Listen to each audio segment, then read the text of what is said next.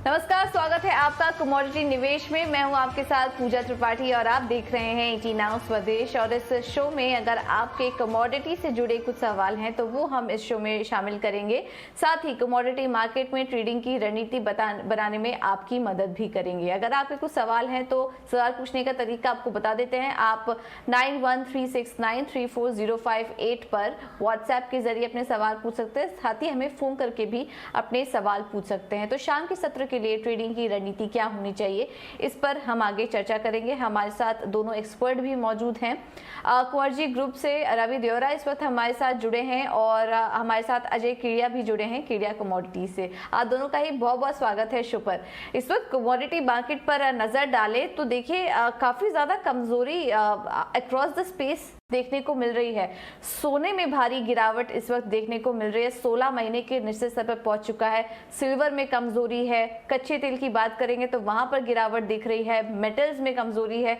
तो हर स्पेस में कमोडिटीज में अगर हम देखेंगे तो वहां पर इस वक्त कमजोरी का ही माहौल बना हुआ है। एक बार एक्सपर्ट को भी शामिल कर लेते हैं और उनसे भी पूछ लेते हैं। रवि, क्या व्यू बन रहा है आपका कमोडिटी मार्केट में? तो हम देख रहे थे अक्रॉस द स्पेस अब एक सेलिंग दिखाई दे रही है। आज ईसीबी की बैठक भी है और वहां पर ब्याज दरों में बढ़त की बात की जा रही है और उसके पहले काफी ज्यादा हलचल है इस वक्त। क्या लग रहा है आपको, ये वीकनेस कितनी जारी रह सकती है, कितनी बढ़ सकती है?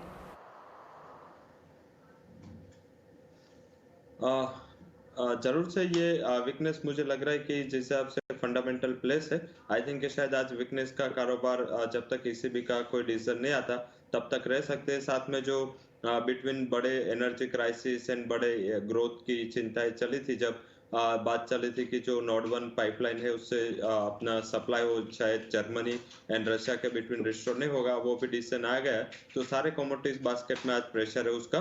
तो बेसिक यही रीजन है। साथ में ईसीबी की मार्केट वेट कर रहा है, बट ऑल ओवर जो सेफ हेवन अपील जो गोल्ड के ऊपर थी, जेपीवाई के ऊपर थी, ये साल में हमने जेपीवाई में 24% करेक्शन देखा।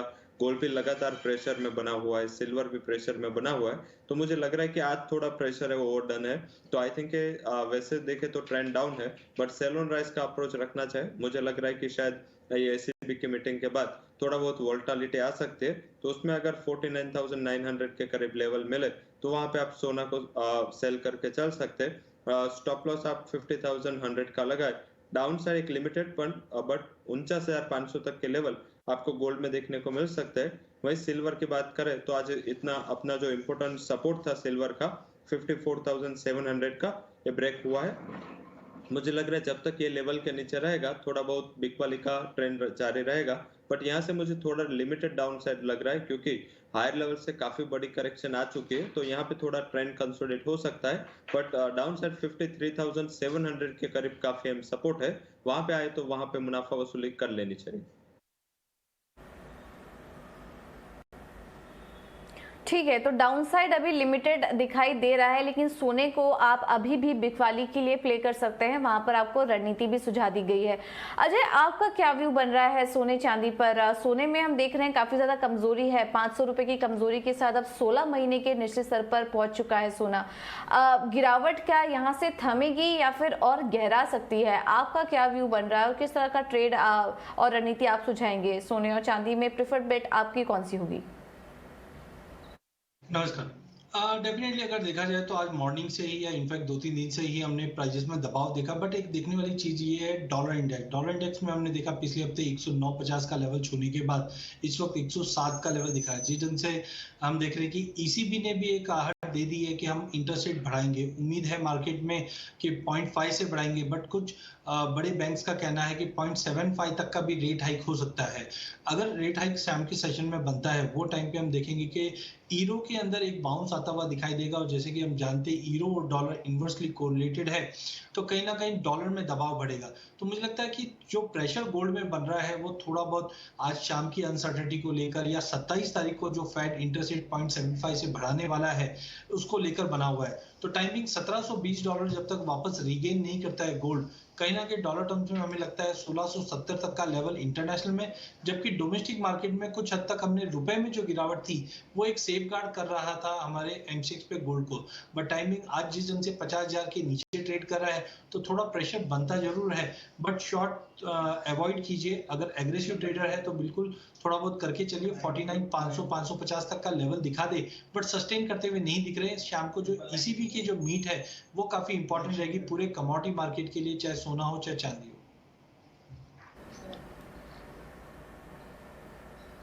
बिल्कुल, तो ये जो शाम को मीट होने वाली है ईसीबी की बैठक की, ये काफ़ी इम्पोर्टेंट होगा देखना, और उसके बाद सोने चांदी में आगे की चाल तय होते हुए नजर आएगी। देखना होगा कि किस तरह का हाइक देखने को मिल सकता है। वैसे जो बैठक होने वाली है 11 साल में पहली बार एक हाइक कर सकता है ईसीबी, और क्योंकि वहां पर महंगाई भी जो है वो भी अपने उच्चतम स्तर पर आ चुकी है, तो इस बार शायद एक ब्याज दर में बढ़ोतरी देखने को मिल सकती है। उसके पहले का ये उतार चढ़ाव और नर्वसनेस कमोडिटी मार्केट में बनी हुई है।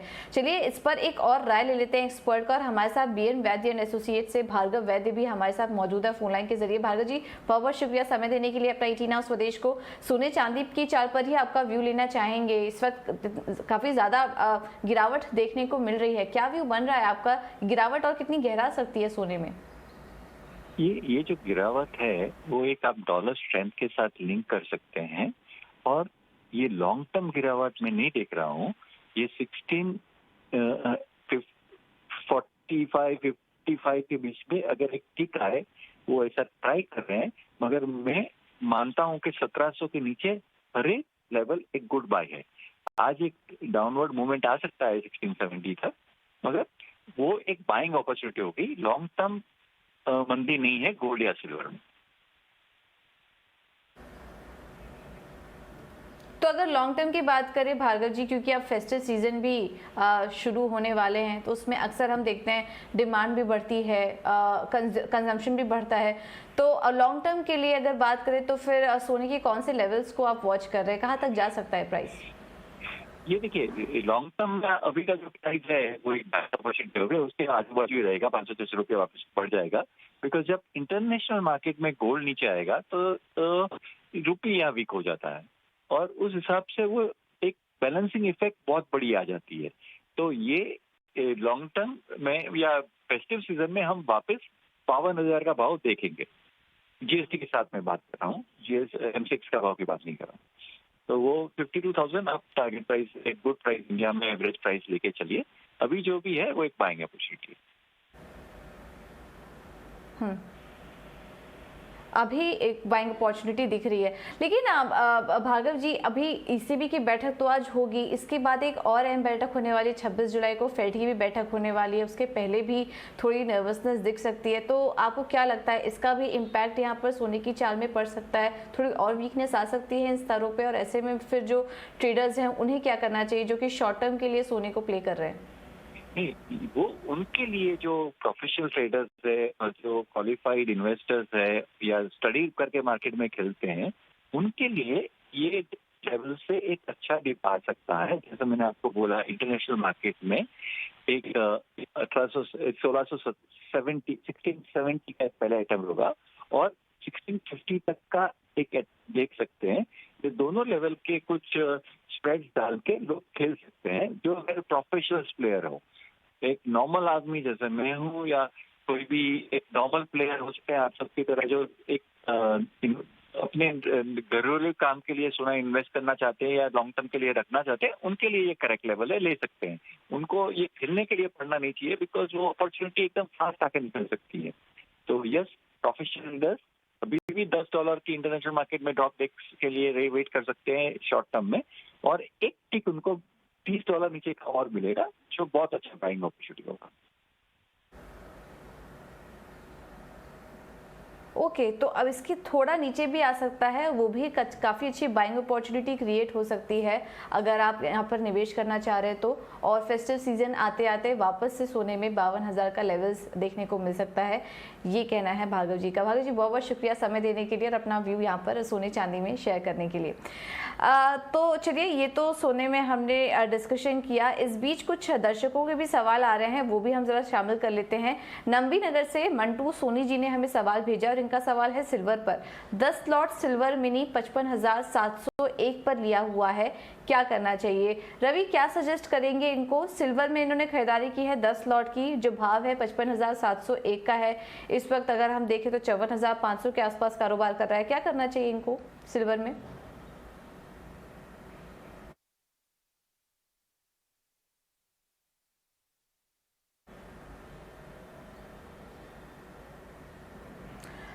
रवि जी, आपसे रिक्वेस्ट होगी अपना माइक अनम्यूट कर लीजिए प्लीज। हाँ हाँ जी, थैंक्स। मुझे लग रहा है कि जिस हिसाब से अभी 5:15 बजे ईसीबी का डिसीजन आएगा और 6:15 बजे ईसीबी की प्रेस कॉन्फ्रेंस है, ये बिटवीन 1 घंटे का टाइम है, उसमें थोड़ा बहुत वोलेटिलिटी आ सकती है।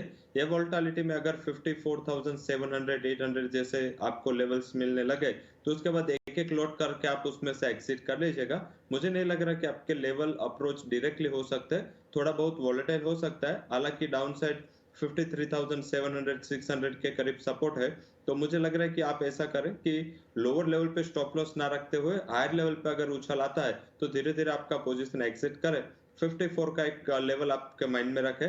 अगर पॉलिसी में 0.50% रेट हाइक होता है तो मेरे हिसाब से वहां पे आपको देखना होगा कि यूरो अगर स्ट्रांग हुआ तो उसके बाद आपको थोड़ा बहुत उछाल मिलेगा और ये उछाल में आपको एग्जिट कर लेना है। ठीक है, तो थोड़ा बहुत उछाल यहाँ पर देखने को मिल सकता है, उसमें एग्जिट करने की राय आपको दी जा रही है सिल्वर में। इस बीच एक बार कच्चे तेल पर भी व्यू ले लेते हैं, वहां पर भी गिरावट जारी है। ब्रेंट $102 के नीचे आ रहा है और एमसीएक्स पर देखेंगे तो 7,600 रुपए के नीचे कच्चा तेल कारोबार कर रहा है। अजय, कच्चे तेल में क्या व्यू बन रहा है आपका? यहाँ पर तो हम देख रहे हैं दोनों साइड के फैक्टर्स प्ले कर रहे हैं, उतार चढ़ाव बराबर बना हुआ है इसमें। तो आगे के लिए ट्रेंड क्या देख रहे हैं और ट्रेडर्स को क्या राय दे रहे हैं आप कच्चे तेल में? देखिए, अगर थोड़ा लंबा व्यू लेके चलते हैं तो मुझे लगता है कि कच्चे तेल में कंटिन्यू गिरावट ही रहेगी।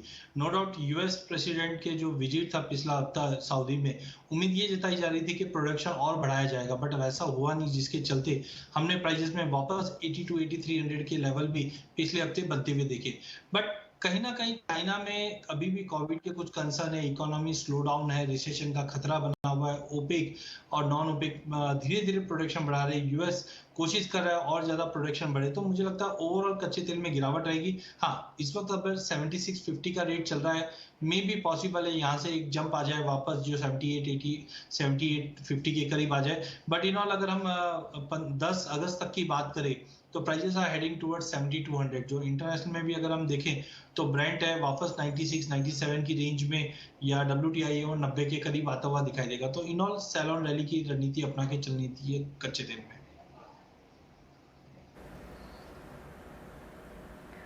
ओके, तो सेल ऑन रैली की रणनीति अपना के चलिए कच्चे तेल में। रवि, आपसे भी जानना चाहेंगे कच्चे तेल पर आपका क्या व्यू बन रहा है? और एक सवाल भी हमें भेजा है दर्शक ने, क्रूड पर ये आउटलुक समझना चाह रहे हैं। इन्होंने 7977 पर खरीदारी की हुई है और इस वक्त एमसीएक्स का भाव भी करीब 7,600 के आसपास कारोबार कर रहा है, तो इन्हें क्या सजेस्ट करेंगे आप? कच्चे तेल की बात करें तो वहां पे मुझे लग रहा है कि जिस हिसाब से अभी डेटा प्लेस है, डेटा में अभी और गिरावट दिख रही है। एंड पर्टिकुलर जो डिमांड को लेकर कंसर्न है, रोज न रोज एक बड़ा फंड हाउस, बड़ा जो भी रेटिंग एजेंसी है, उससे न्यूज आ रहा है कि यूएस में बड़ा रिसेशन आ रहा है, चाइना ऑलरेडी अपने लॉकडाउन में प्लेस है। तो आई थिंक ये सारे कंसर्न को देखते हुए मुझे लग रहा है कि प्राइसेस में थोड़ा बहुत गिरावट है वो जारी रह सकता है। हालांकि आज स्टीप गिरावट आई है। आज की गिरावट है थैंक्स टू रशिया, जो देखे तो अपना सप्लाई, ऐसा लग रहा था कि ये अगर अगस्त में ऐसा सप्लाई के रिलेटेड कुछ सॉल्यूशन नहीं आया तो बड़ा उछाल natural gas and other energy sources में देखा जा सकता है। बट ये जो नोड 1 का रिस्टोर होना, ये काफी रिलीफ वाली बात है सप्लाई के एंगल से। तो मुझे लग रहा है कच्चा तेल, नेचुरल गैस दोनों में एक गिरावट का ट्रेंड रहेगा। हालांकि अभी भी नेचुरल गैस देखे तो वो अभी तक इतना ज्यादा गिरा नहीं। तो मुझे लग रहा है कि ये कच्चे तेल के ही क्यू लेते हुए हम नेचुरल गैस को शॉर्ट कर सकते हैं। ये लेवल पे 620 के करीब, 600 का टारगेट है, 628 का स्टॉप लॉस। अगर 600 का लेवल नेचुरल गैस ने डाउन साइड ब्रेक किया तो 580 तक के लेवल्स नेचुरल गैस में आपको देखने को मिल सकते हैं। वहां पे कमजोरी ज्यादा रहेगी क्योंकि इश्यू नेचुरल गैस का ही था और वो रिस्टोर हुआ है। तो मुझे लग रहा है आगे जाके वहां पे गिरावट बढ़ेगी। बट कच्चे तेल में मैं वेट करूंगा पॉलिसी की। अगर ये पॉलिसी आ जाती है उसके बाद कुछ उछाल, जैसे अजय जी ने भी बताया, कुछ 7800 के करीब के लेवल मिल जाते हैं तो वहां पे शॉर्ट करके चलना है। अगेन मैं एक्सपेक्ट कर रहा हूँ कि 7500 तक के लेवल कच्चे तेल में भी देखने को मिल सकते हैं। तो दोनों एनर्जी पैक, कच्चा तेल एंड नेचुरल गैस, दोनों में गिरावट बढ़ सकती है। ओके, तो नेचुरल गैस और कच्चे तेल दोनों में गिरावट बढ़ सकती है, तो यहाँ पर आपको कोई भी उछाल मिलता है निकलने की राय फिलहाल दी जा रही है, क्योंकि कमजोरी यहाँ से बढ़ सकती है। अब बात करते हैं कुछ बेस मेटल्स की, और हम देख रहे हैं यहाँ पर भी दबाव का ही माहौल है। ग्लोबल मंदी की आशंका से बेस मेटल्स में देखिए इस वक्त कमजोरी के साथ कारोबार हो रहा है। जिंक में करीब 0.25% की गिरावट है। कॉपर में भी 1.5% से ज़्यादा की कमजोरी देखने को मिल रही है। लेड और एल्युमिनियम भी हल्की वीकनेस के साथ ही कारोबार कर रहे हैं। अजय, बेस मेटल्स में क्या व्यू बन रहा है आपका, और यहाँ पर कोई ट्रेड देख रहे हैं आप? देखिए, बेस मेटल में काफी सरप्राइजिंग रहा है। जैसे हमने जुलाई मंथ स्टार्ट हुआ, हमने देखा पूरे ही बेस मेटल मई, जून और जुलाई के फर्स्ट हाफ में जबरदस्त गिरावट। तो टेक्निकली अगर हम देखते हैं तो ओवरसोल्ड जोन में दिखाई देता है, जिसकी वजह से हमने पिछले 2-3 दिनों में एक अच्छा जंप भी देखा है। साथ में चाइना ने स्टिमुलस होप कंटिन्यू बिल्टअप कर रखी है। 4.5 लाख किलोमीटर के नए रोड प्रोजेक्ट्स है, बाकी भी सपोर्ट देने की पूरी कोशिश करी है। अगर हम जिंक की बात करें तो पिछले साल सरप्लस में था जनवरी फरवरी में, जो अब डेफिसिट में आना चालू हो चुका है। तो फैक्टर सारे अच्छे हैं, बट अभी भी जो माहौल रिसेशन का या स्लो डाउन का जो बन रहा है वो प्राइजेस को सस्टेन नहीं करने दे रहे। 2 दिन पहले भी हमने देखा कॉपर के भाव 632 तक चले गए थे। आज फिर से हम देख रहे हैं कि प्राइजेस 617 पे आ रहे हैं। तो हाई लेवल पे थोड़ा प्रेशर जरूर है। मे बी आज के सेशन में और दबाव मिल सकता है, बट फंडामेंटल साइड मुझे लगता है कि बॉटम आउट होता हुआ दिखाई देगा जैसे जैसे हम जुलाई एंड पे या अगस्त फर्स्ट वीक में जाएंगे। बिकॉज इकोनॉमी को उभारने के लिए चाइना काफी अच्छी कोशिश करी, खाली मैटर ऑफ टाइम है कि 27 तारीख का जो फेड का अपडेट निकल कर आ जाता है, उसके बाद जो डॉलर में वीकनेस थोड़ी बहुत स्टार्ट होगी वो भी बेस मेटल को सपोर्ट करेगी।